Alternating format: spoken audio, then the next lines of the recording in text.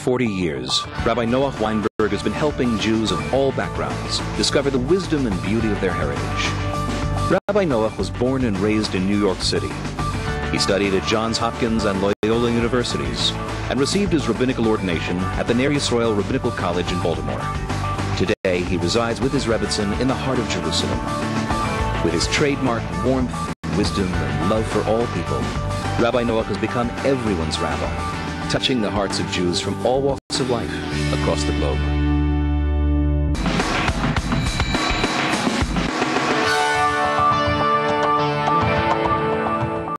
He's dead. His body is going to the ground, and that's it. No more taxes. How I live right at this moment will determine how my world to come will be. After a person dies, we decompose and feed the worms. You get in on the secrets of life that you didn't have when you were living. When you die, you wake up to the fact, the reality, that you're a soul. That's what death is about. Inasmuch as a person has this realization while he's alive and lives the soul, asks himself all the time, what am I living for? The soul wants to know. Or what is life really about? The meaning of existence? The soul wants to know. Or loves people and endeavors to be a soul and to live a soul, and puts distance between him and his body. You see, that skin, that's not me, and the hair isn't me, and the bones aren't me, and the body isn't me. But what is I? I am a soul, and the soul, what does the soul want? Not ice cream, candy, and cake, and sleep, and comfort. The soul wants to accomplish. The soul wants pleasure. The soul wants greatness. The soul wants the ultimate of life. That's what the soul is. And as much as you live as a soul, then it's really an awakening. You're saying, wow, no more pressure from this dumb body. Yeah, I can be what I really want. What happens when people die? I don't know. They go somewhere hopefully better than where they are now. You go up and God judges you, and if you were good and you completed the goal that He set out for you in life, then you go to heaven.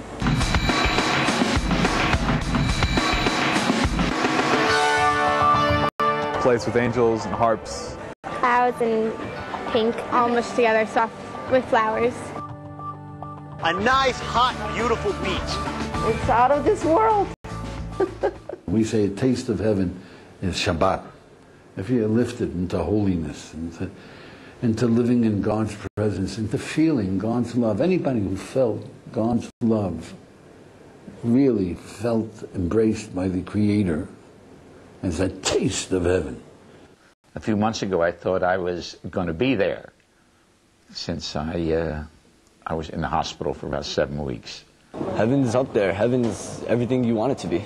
All of your innermost desires times a million. So, you see, every human being knows life is beautiful. Ask anybody.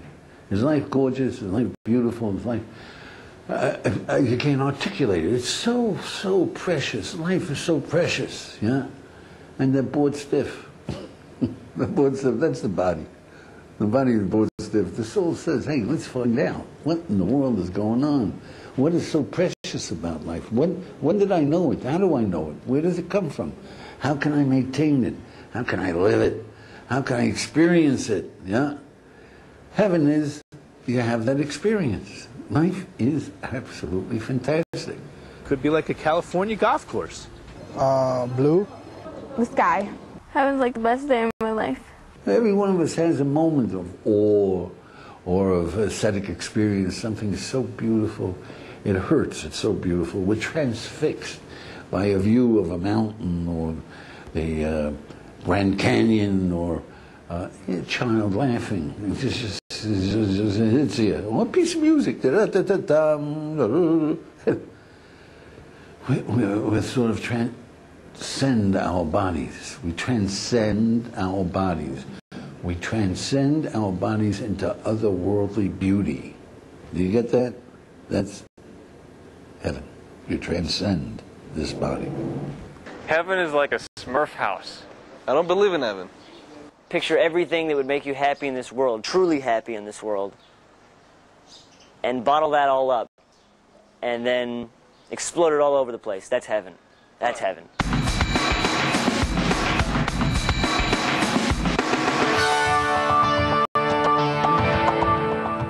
My high school? School. My school. It's fiery pits. It's everyone burning down there. I think there's more hell on earth than there is in hell. I believe every individual creates his own hell. If I don't take care of my physical being, I'm going to have hell. If I lose a job and I don't get out there and try and find another job, I'm going to have hell financially. Hell is like a hospital. They fix you up. We don't believe that the Almighty takes revenge on our sins, on our mistakes. We don't believe our Father in heaven. You know, a father never requires justice from his children or revenge from his children. That's not in the book. But what do? We do require improvement. So sometimes you got to go to the hospital, have an operation so that your heart works. I mean, that's heck, yeah, but it's for your benefit. Hell is where they fix you up. That regret that we have sort of fixes the soul. It's the hospital for the soul. You train your children from the beginning, and if they are good, they never have to worry about hell. Russia is a real bad man. He suffers in hell for 12 months. Now the custom is that if your father and your mother, if God forbid they die, you say Kaddish for 11 months, because that 11 months you're afraid they might be in hell, and you make it easier for them. You bring them out. But you don't say for full 12 months, because that is a lack of honoring your parents to say that they were as evil that they get the full term in hell. That's not nice. But if you happen to know that your father was a real bad man, yeah, or your mother, God forbid, was a real bad woman, then say it 12 months. Don't honor them at the price of their suffering. Yeah. I think hell is a sweatshop factory. Hell is like the worst day of your life forever. Hell? That's got to be New York City.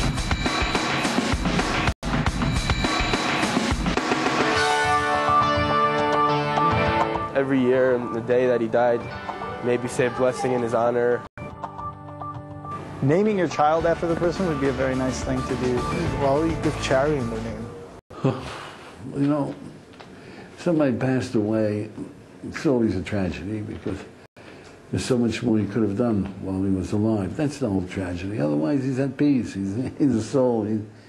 He's on his way to heaven, to ultimate pleasures, and the faster, the better. You know, great.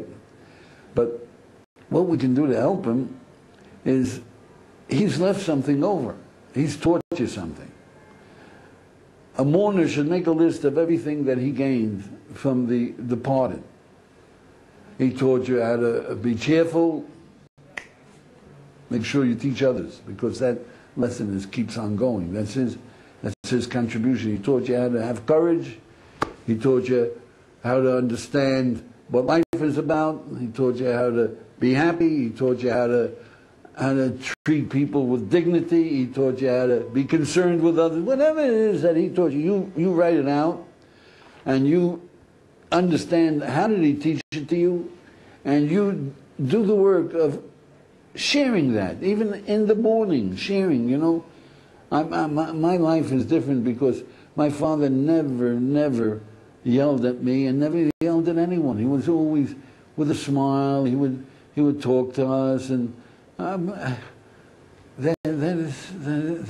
is what you're doing for the departed. You're making his accomplishments greater, more lasting, and more universal.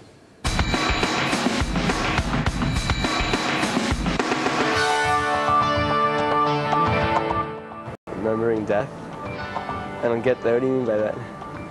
The rabbis say that in the 6 days of creation, in the 7 days of creation, and the 6th day, that the Bible says, Vehine, the Almighty saw his handiwork, Vehine tov ma'od, exceedingly good. You know what tov ma'od is?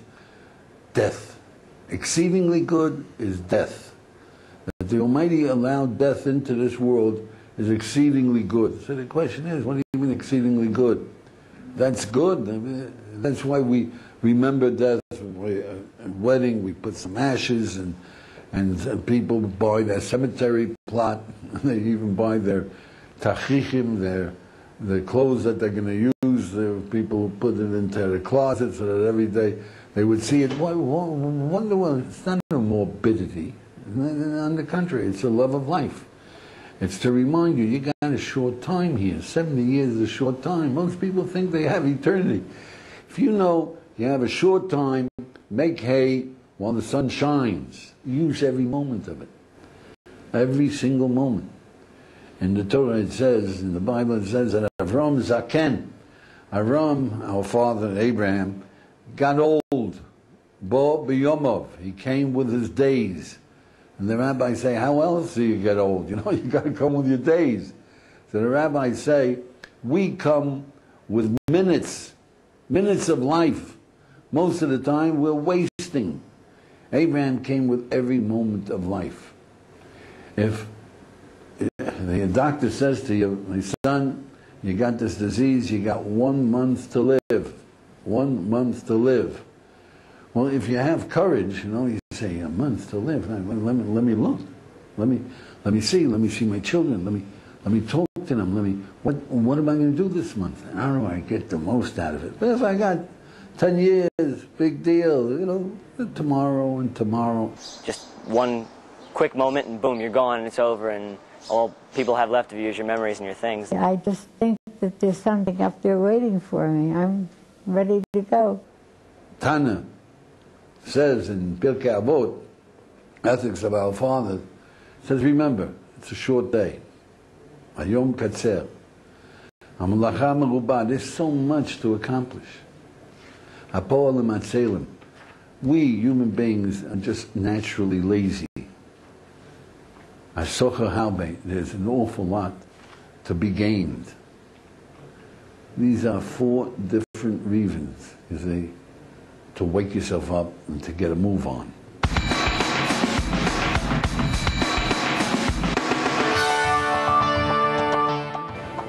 Boy, I don't know. It's something for the dead person, but I don't know like what the function of it is. A remembrance of those who perished, those who you cherish. Kaddish is basically praising the Almighty. I remember when my father died, I was 15 years old. In our community, the youngest of the mourners is the first Kaddish, the youngest. I was 15, I was the youngest, I was the baby of the family. So they turned to me, and I wasn't aware of this, and they turned to me and they said, Noach, you say the Kaddish. I was familiar with Kaddish. I was born in a religious family. I studied in the Cheder all my life, you know. So I was familiar with it. I went to davening every day. But I never said it. In my life, I never said Kaddish. And this is the first time I was saying Kaddish. Yizgadav, Yizgadash, Me'irabo, Me'omodu, Chirusei. I still remember it now. It was an ascetic experience. It was a celebration of life. It was exclaiming the beauty of existence and the beauty and the gift that the Almighty gave us in life and how precious it is. It just picked me up. Now, a human being is supposed to attain this while he's alive. If you don't attain it while you're alive, you hope that your son will attain it when he's saying Kaddish. Because whatever somebody does because of you is listed to your credit. That's listed to your credit. That Kaddish that might have changed my life, I don't know how far it went, but it might have changed my life, is listed to my father's credit. Because I was saying it in his honor, in his memory, and because I loved him. I was celebrating life. I was celebrating our relationship to the Almighty Great Creator. That was to his credit, and everything that I affected in myself and others is his credit and his accomplishment in this world.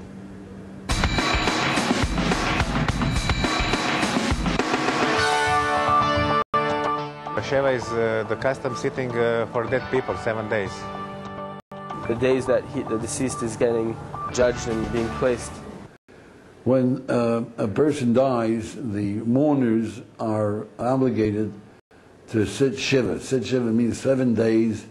They have to sit close to the ground. They don't have to sit on the ground, but close to the ground. And everybody who is their friends or neighbors or knows about the family comes to visit. And when you come to visit, it's very significant. You come shiva to comfort the mourners. So you're not allowed to say anything. You come in and you sit down. You sit on a chair, they're sitting close to the ground, and you just sit there. Until they start the conversation, you're not allowed to say anything. You can sit there 15 minutes and they don't say anything, you don't say anything, you're just there and you're looking. You might feel uncomfortable, yeah, but that's what you do. 15 minutes, 20 minutes, as long as you feel that you can afford, yeah. You sit there, and then you get up and you comfort the mourners. You say, you say this formula that the Almighty should comfort you amongst all the mourners of Jerusalem, amongst all of our tragedies. And you go out. You say, what did I accomplish? I was sitting there, I didn't talk. They know why you're there. And they know you come to comfort them. And your concern comforts them. It makes them feel better. 7 days you just sit down and relax after a relative passes away. I'm not sure what all the details are of the Shiva, the 7-day period. It's also for the good of the soul. When people are coming, it comforts the soul because they're partaking in this tragedy of a human being leaving this world, leaving all that he can accomplish. But there's much more. It's a healing process because when the mourner starts speaking, so he tells you about, I've discovered that my father was giving charity on the side. I never even knew about it. But people come in and say, you know what your father did for me, you know what your mother did for me. And people come from work and they say he was when he walked in, he cheered up the whole place. And people are reporting good deeds and wonderful things. And we get to feel that, gee whiz, my father was so much more. And then when we tell people about how he brought us up and how he was always patient with our questions, and how when he made Kiddush it transfixed us. It was a height, and his blessings when he blessed us every Friday night. We all lined up, and he always used to give me a candy with a smile, and it brings alive to us his accomplishments, and it makes us resolve to try to be better ourselves, and it comforts the departed. He's there. It comforts the departed in as much as it reminds him of the good things that he's done in life.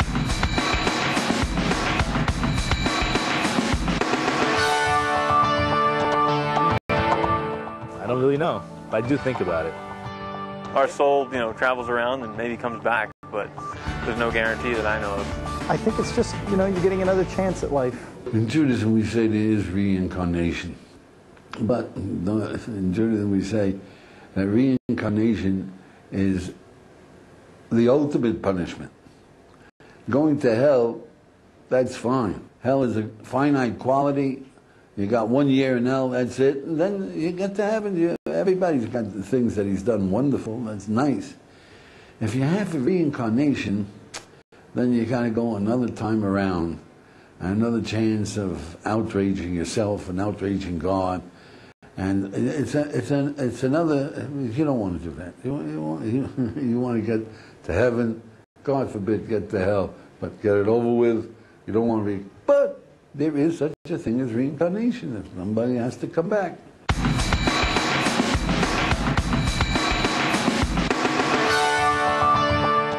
Just to be quiet, to listen to what they have to say.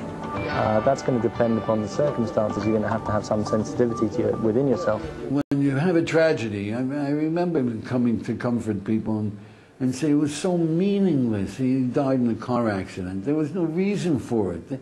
That really hurts. That really hurts. When somebody dies fighting for the Jewish people, or when somebody dies because he was trying to help someone, you don't say it's meaningless. There's a comfort that He gave his life for his people. He gave his life to help humanity. He gave his life for something. So there's a meaningful ending to it, but when it's meaningless, it hurts people. So the more you understand and you give them that sense that their loved ones left a meaningful life, a life of purpose, a life of clarity, of teaching, of sharing pleasure, of helping people, of idealism, of trying to work for good purposes, the more there is this feeling that, okay, you know, he did his job. He was here, he did his job. He did his job, thank God. Now he can rest in peace forever.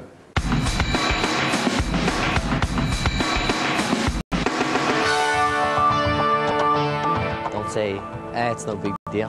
Hey, God wanted him more than you needed him. Not to tell them everything will be all right. You shouldn't try to leaven things up. If the mourner is in good cheer and he's laughing or whatever it is, then fine, leave him alone. You know, don't say, hey, you got to sober up. Yeah.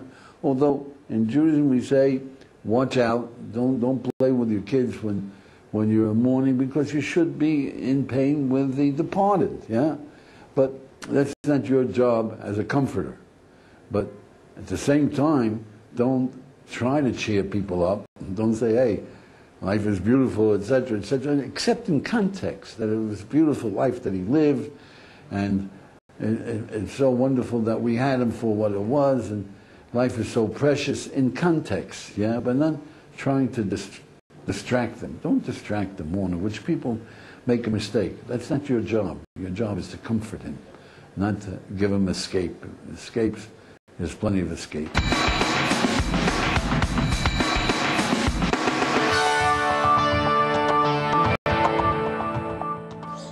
I'm going to have to say yes, I would. Living forever is hyped up. I don't want to live forever. Because this world is disgusting. Because we see what Botox did to people. Hard question to answer. I really don't know.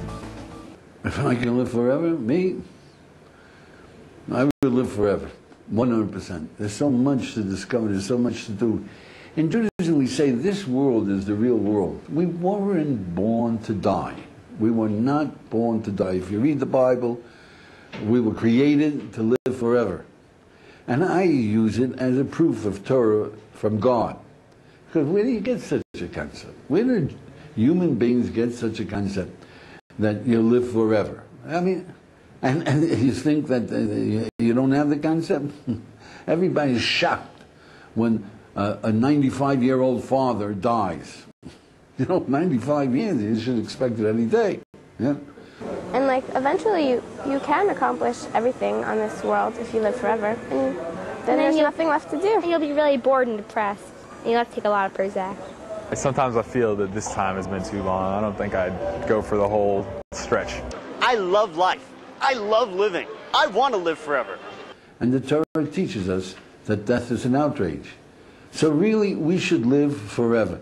What do you do when you live forever? Yeah, you're going to be bored with computer games, and you're going to be bored with television. You're bored already. You're going to be bored with the finest restaurants. I mean, if you're living forever, you're going to be bored with everything that the body is preoccupied with. Then, what do? Then you start looking, what is so gorgeous about being alive? And if you have forever, you might even find out.